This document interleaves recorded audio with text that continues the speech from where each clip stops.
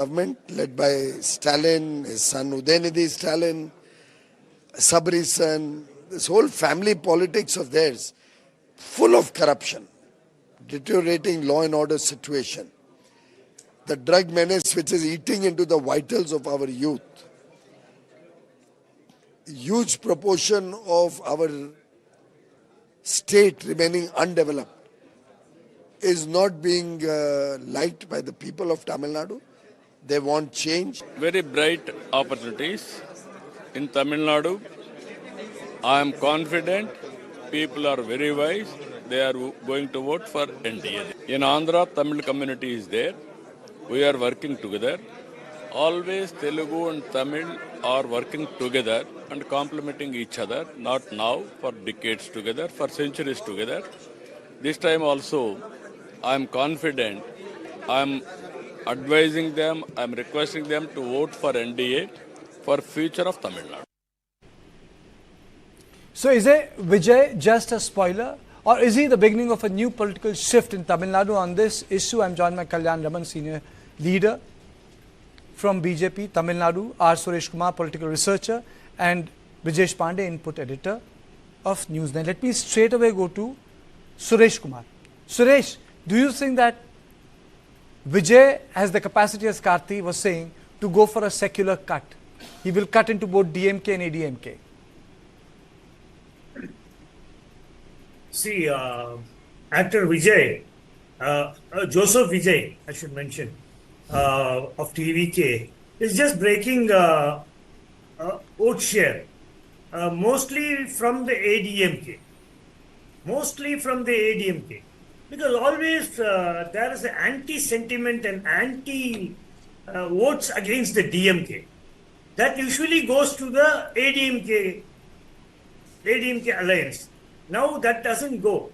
That goes to Vijay. So he hurts mainly AIADMK. He hurts a bit of in BJP too, in DMK and VCK, and also Seaman's party, NTK. He's cutting across all parties' votes. But most of the vote share which Vijay is going to garner is from AIADMK. That's for sure. And also he's only a spoiler. See, the narrative what he started, that was made by Prashant Kishore. He was the one who said on day one 20%, 30%. After that, it is not in the ground level, it is not 20 or 30%. He is just garnering about roughly about 11 to 14%. He might be 11 to 14%, that's all. But in the coming days, we will know what is the vote percentage polled. We will know that. This narrative first, he said, the fight is between DMK and TVK. That is not the fact. Now in Tamil Nadu, the fight is between the DMK alliance and the AIADMK alliance.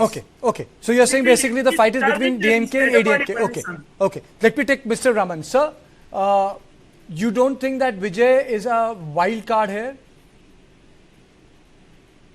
I think I will disagree with Suresh on this because there are three segments at least that he is taking away. A good amount of them is from the DMK. One is the Dalit votes that have been enjoyed by the Vidudalai Chirthigal Katchi. The second is the Christian votes. Vijay himself being a Christian, there have been a huge amount of protest in the Christian dominant districts like Kanyakumari, Thoothukudi and so on. That the archbishops or the brothers, they have been asking the local Christian population to vote. On the contrary, some youngsters are protesting that no such decision can be taken in a place of faith. So that being the case, the Christian votes are getting split, which has been going to the DMK and Congress together by and large all the time. So always we say that the DMK alliance together with the Congress always gets 20% they jumpstart with, whereas we start with zero. Whereas in the current scenario, that is not the case. There is a huge split. The third segment is the women who are given 1,000 rupees, what they call it as Urimai Togai. That segment is also Vijay is taking away. Of course, the youth is another factor, but the youth is a common factor. I'm not getting into it. Okay. At least three segments which are predominantly, which are expected to go to DMK, are being taken away by Vijay. Of course, he might be taking away a good amount of anti-incumbency votes also. But if the anti-incumbency is something like 10%, if he is taking away some 5%, whereas he is already losing at least 5-6% of the earlier thing, the gap that I'm expecting is anything between 5 to 6% between the DMK alliance, the BJP alliance. This is what is going to impact the election. As he said, one point I agree with him is that he is a spoiler. He's going to get something close to 15%. That is what is my understanding. If he's going to get more Christian votes, then it is going to be more damage for the DMK, which is what is expected now in the fag end of the electioneering. So, given the situation, the DMK alliance is bound to have a huge damage happening for them. Okay. Also, the most important component, the alliance of DMK is already decomposed. The VCK is not happy with the DMK. Congress is not happy with the DMK.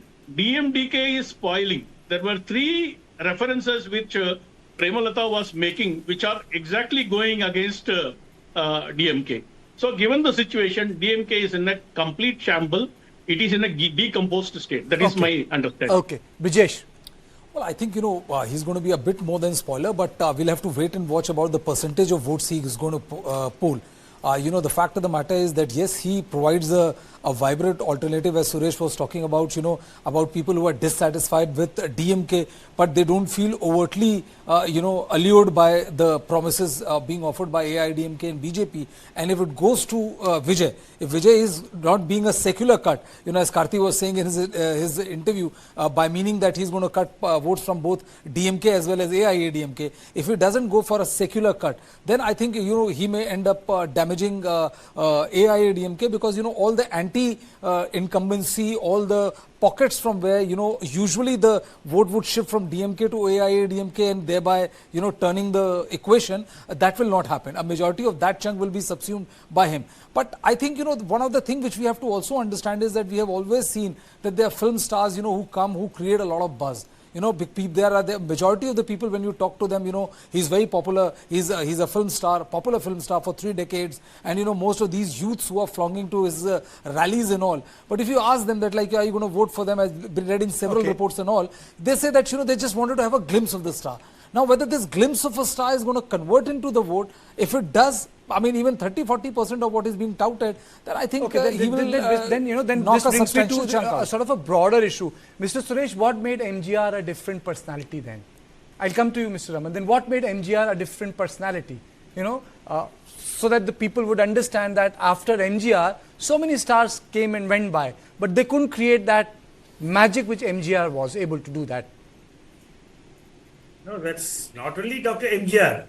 Late Jayalalitha was also a charismatic leader. She was a charismatic leader and a crowd puller.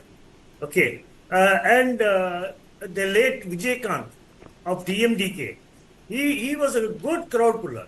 In the first elections, after he floated the party, he got nearly about 9% vote share. And his first conference, the crowd was about 9 lakhs, 8 to 9 lakhs. 8 to 9 lakhs when he floated the party. That was not the crowd for Vijay also, when he floated the party.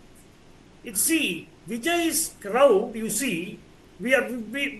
have seen the crowd. We are also having an eye on the crowd. The crowd, 40% of the crowd is between the age 13 to 17. 13 to 17. 40% of the crowd. They're not eligible to vote. They're all fans. You should note that. They like to see a film star. That is it. They see Vijay's film, they see Rajnikant's film, they see Surya's film, Ajit's film. Okay. There are fans. To see the fan film star. So basically, Mr. Kumar, you are saying that a lot of people come, but all of them are not voters. Mr. Raman, do you agree with that?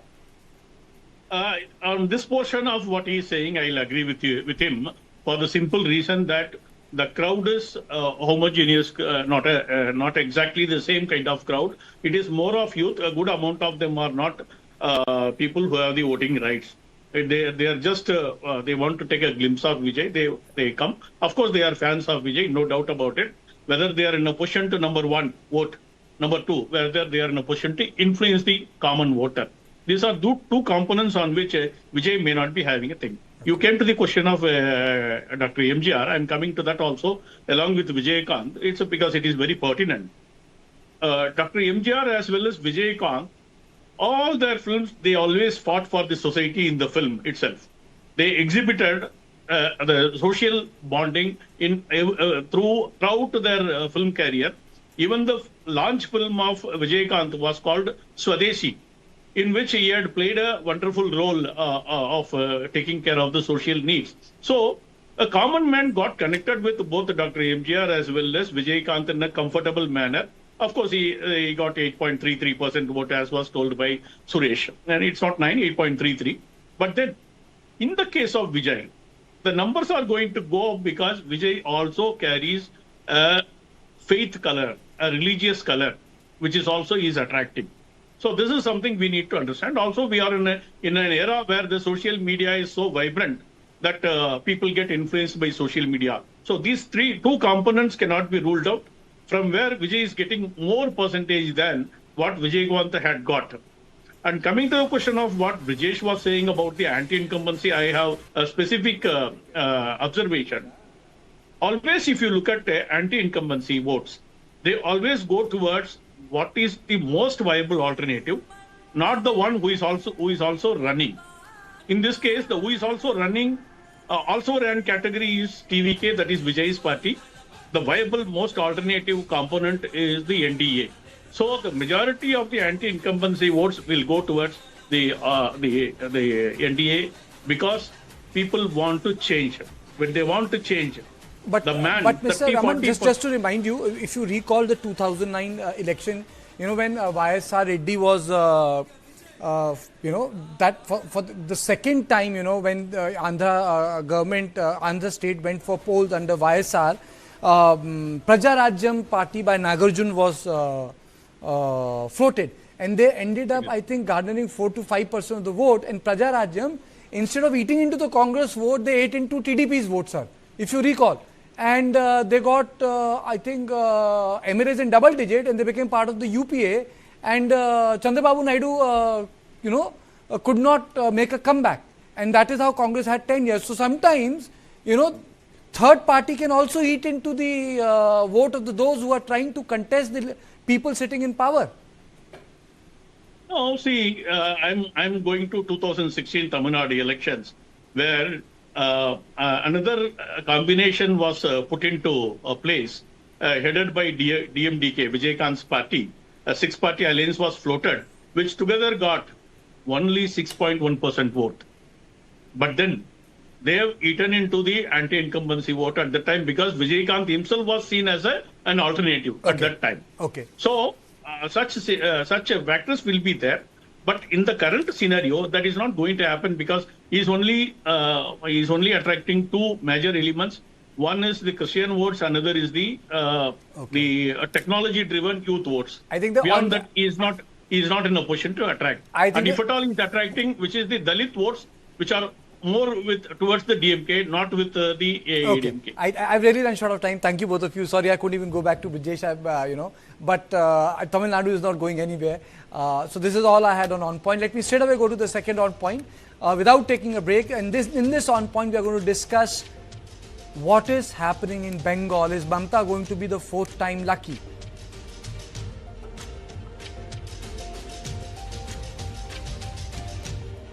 So as the campaign ends for the first phase poll in West Bengal, the big question we asked today is whether Mamata Banerjee will be lucky fourth time.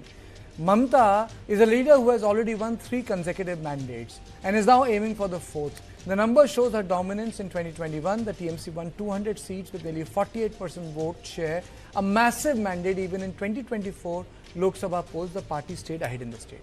And this time too, Mamata is banking on her strongest pillars: welfare scheme, women voters and minority consolidation. But this election is not a straight repeat of the past. BJP has expanded its footprint, especially in North Bengal, in urban pockets, and is aggressively targeting issues like corruption, law and order, and infiltration.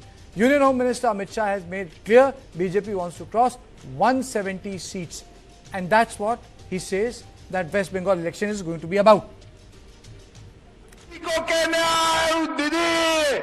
Tata bye bye, आपका समय समाप्त हुआ है। बहुत परेशान कर लिए बंगाल की जनता को, अब आपकी जाने की बारी है और कमल फूल के आने की बारी है। अरे घुसपैठिए को घुसाने वाले यही लोग, बंगाल की सीमा को इन्होंने खुला छोड़ा है। আজকে শুনছি উনি দেশের উদ্দেশ্যে ভাষণ দেবেন।